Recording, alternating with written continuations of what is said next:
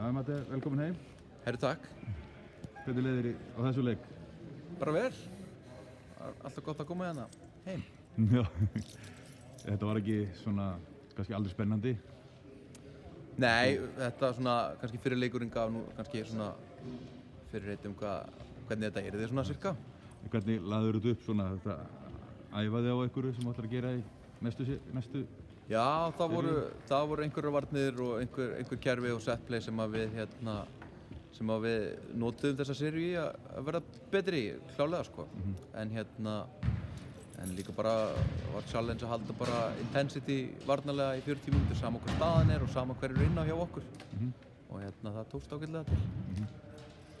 Og hvað segirðu með næstu viðureign? Ertu byrjaðar að undirbúa það eitthvað? Já, svona sá Selfoss unnu góðan sigur á Sindra, þannig að gæti verið að þeir taki leikinn á Höfn og þá fáum við annan Suðurlandsslag.